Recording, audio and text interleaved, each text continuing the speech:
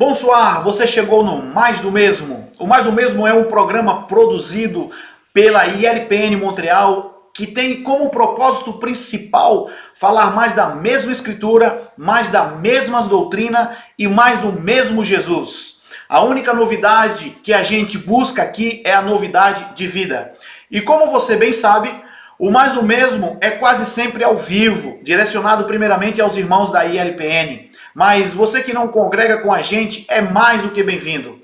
Você é o nosso convidado para acompanhar o programa de terça a sexta, às 18h02, aqui o horário de Montreal, e 19h02 no horário de Brasília.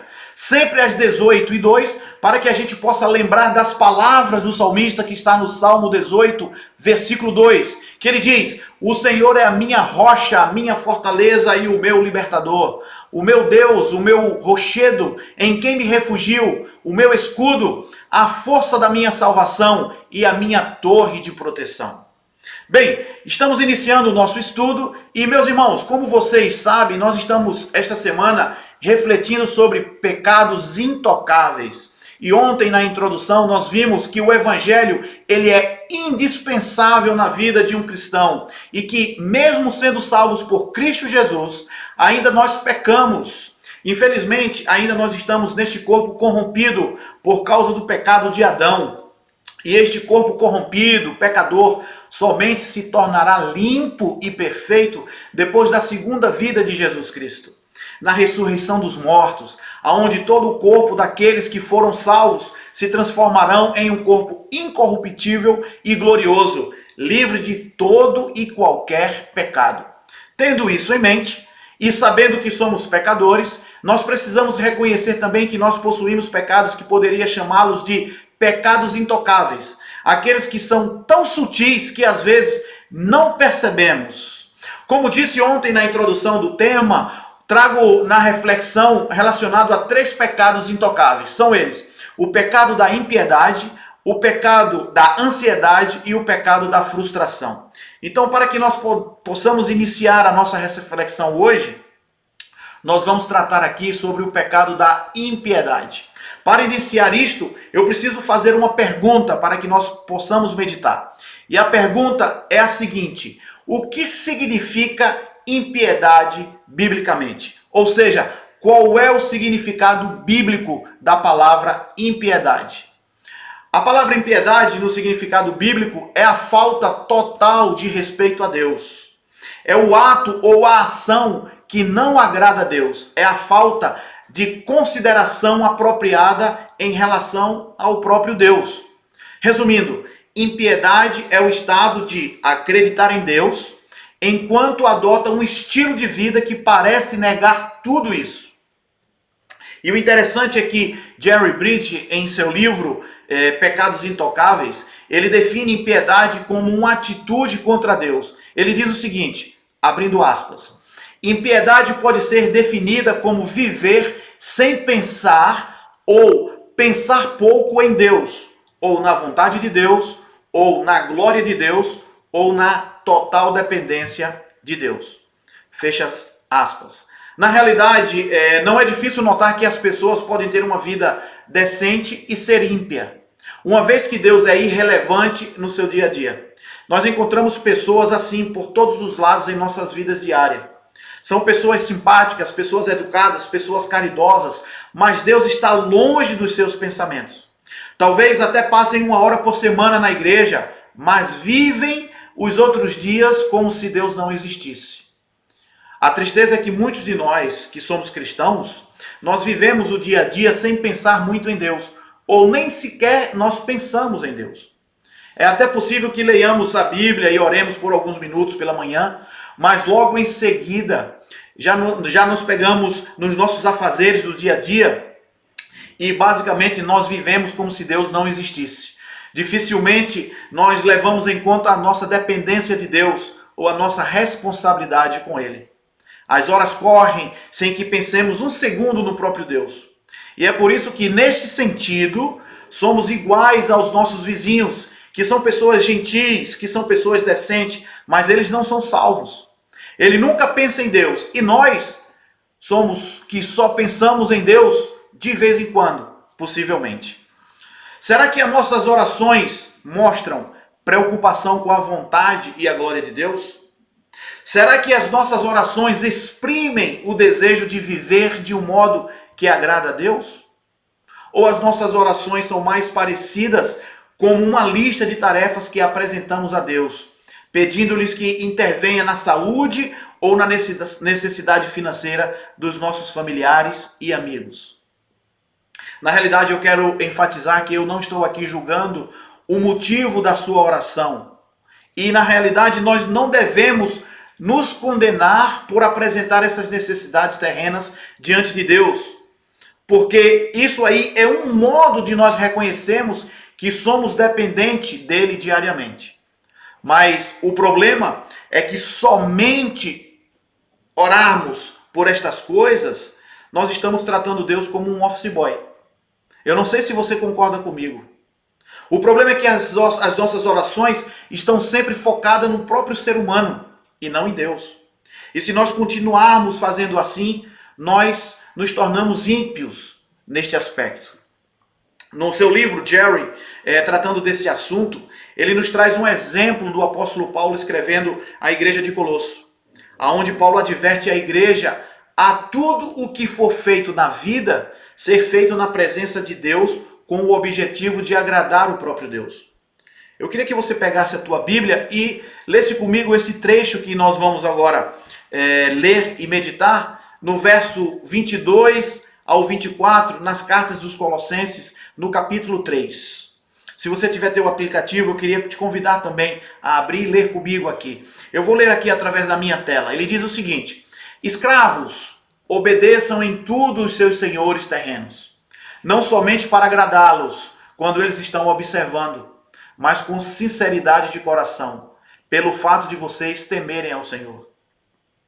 Tudo o que fizerem, façam de todo o coração, como para o Senhor, e não para os homens, sabendo que receberão do Senhor a recompensa da herança. É a Cristo, o Senhor, que vocês estão servindo. E Jerry continua, ele diz: a demonstração de Paulo para que os colossenses fizessem tudo de coração, como se fizessem ao Senhor e não aos homens, apresenta uma regra por meio da qual nós buscamos viver de maneira íntegra em nosso trabalho e na nossa profissão. E ele continua: a palavra tudo, quando o apóstolo escreve no versículo 22, inclui cada atividade do nosso dia. Não devemos só comer para a glória de Deus. Temos que dirigir o carro para a glória de Deus. Temos que fazer compras para a glória de Deus. E os nossos relacionamentos têm que ser para a glória de Deus. Tudo o que fizemos tem que ser feito para a glória de Deus. E ele conclui: essa é a marca do cristão piedoso. Ou seja, você quer ser um cristão piedoso? Faça tudo para a glória de Deus. E aí a gente precisa fazer uma pergunta, porque eu colocaria aqui como a pergunta de $1 milhão. Mas o que significa fazer tudo para a glória de Deus? Dentro dessa linha de raciocínio de Jerry, explicando o apóstolo Paulo com relação à igreja de Colosso, eu diria que são 2 pontos importantes para identificarmos o que é fazer a glória de Deus. Ou seja, o que significa fazer tudo para a glória de Deus. O primeiro ponto é que glorificar a Deus é fazer tudo de modo que agrade o próprio Deus.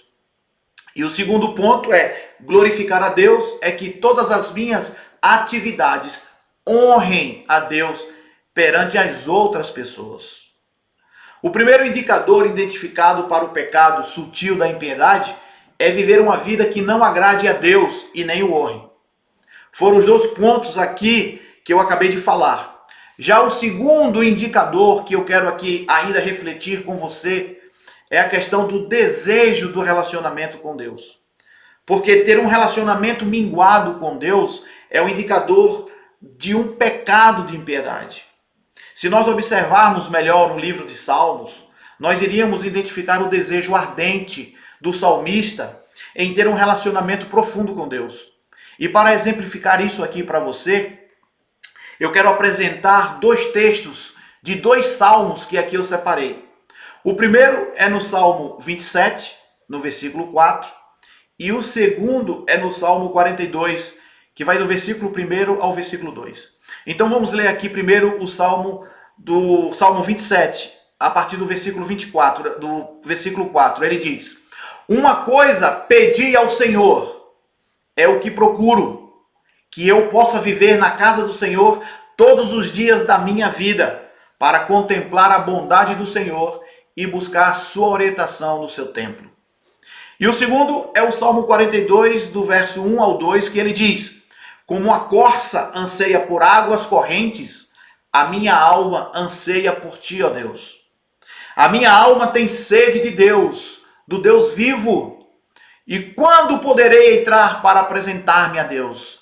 Então observe que esses dois salmos aqui mostram claramente o desejo ardente, a vontade do salmista se relacionar com Deus.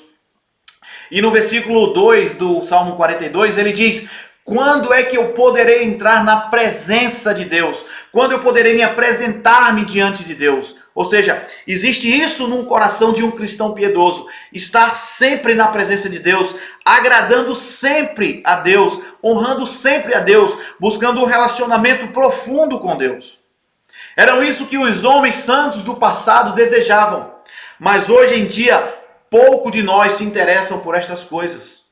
Alguém pode ser moral e correto, ou até bastante ocupado no serviço cristão, e mesmo assim ter pouco ou nenhum interesse em desenvolver um relacionamento íntimo com Deus. Deus, ele é o foco da vida de um cristão piedoso. A pergunta que nós deveríamos fazer com toda honestidade e humildade é: até que ponto eu sou ímpio? Em que aspectos da vida Deus fica fora dos meus pensamentos? Quantas das minhas atividades são realizadas sem que eu reconheça a presença de Deus? Ao analisar as nossas vidas, nós devemos lembrar que não estamos falando do comportamento correto versus o comportamento perverso, mas nós estamos falando de realizar tudo na vida como se Deus fosse relevante ou como se Deus fosse irrelevante.